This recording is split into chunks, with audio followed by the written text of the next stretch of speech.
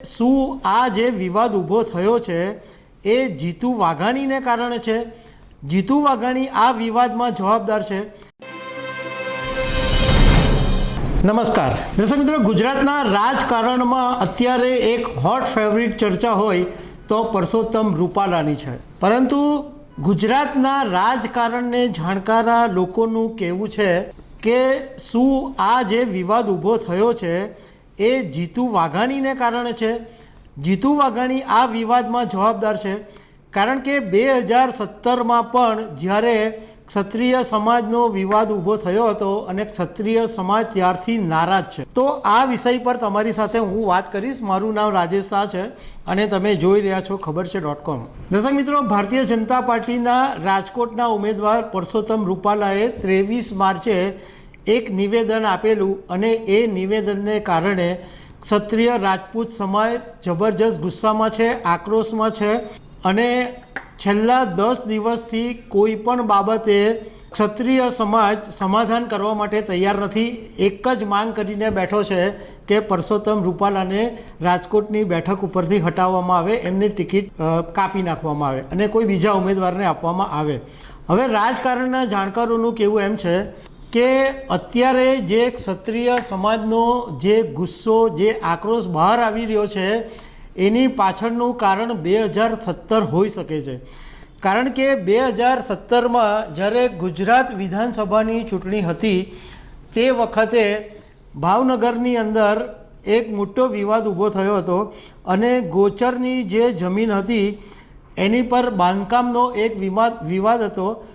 બુધેલ ગામના એક નેતા હતા દાનસિંગ મોરે, એમને સામે આ જીતુ વાઘાણીનો મોટો વિવાદ ઊભો થયો હતો અને તે વખતે જીતુ વાઘાણીએ દાનસિંગને બહુ પરેશાન કરેલા હતા અને આખો ક્ષત્રિય રાજપૂત સમાજ તે વખતે નારાજ થયો હતો. અને આ વિવાદ એટલો બધો લાંબો ચાલ્યો હતો કે ખુદ અમિત શાહ મેદાનમાં ઉતર્યા હતા અને અમિત શાહ એ વખતે સમાધાન કર્યું. પરંતુ એ વખતે સમાધાન તો થઈ ગયું પરંતુ એ પરિપૂર્ણ ન થયું.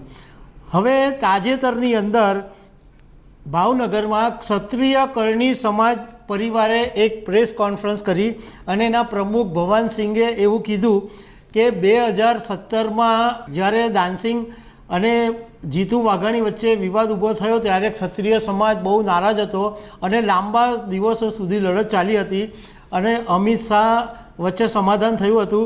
અને એ બેઠકની અંદર ક્ષત્રિય સમાજના મોટા મોટા નેતાઓ હતા, કાનભા હતા, જસુ વારડ હતા, વજુ વાડા હતા. આ બધા નેતાઓની હાજરીમાં સમાધાન થયું હતું. પરંતુ તે વખતે અમિત શાહે એમ કીધું હતું કે દાનસિંગ તમે ચિંતા નહીં કરો, હું પોતે અમિત શાહ છું અને અમિત શાહનું મારું વચન છે કે તમારા બધું જે છે એ તમારી શરતો પૂરી થશે. દાનસિંગે એમ કીધું હતું કે મને વાંધો નથી, મારો સમાજ વિખેરાવો નહીં જોઈએ, બાકી સમાજ માટે હું સમાધાન કરવા માટે તૈયાર છું. પણ ભવાનસિંગે એમ કીધું કે 2017ની જે વાત હતી પરંતુ આજ સુધી એ બાબતે સમાધાન થયું નથી. એટલે કહેવાનો મતલબ એમ છે કે જેમ જ્વાળામુખી શાંત હોય અને પછી ફાટે એવી રીતના 2017ની અંદર આ જે ક્ષત્રિય સમાજમાં જે દુઃખની લાગણી દબાયેલી હતી એ હવે બહાર આવી રહી છે અને એને કારણે અત્યારે ક્ષત્રિય સમાજ પૂરજોશની અંદર બહાર આવી રહ્યો છે. કારણ કે એક વખત ક્ષત્રિય સમાજ ખત્તા ખાઈ ચૂક્યું છે એટલે આ વખતે એમની લડાઈ એકદમ ઉગ્ર સ્વરૂપમાં છે અને આક્રમક છે.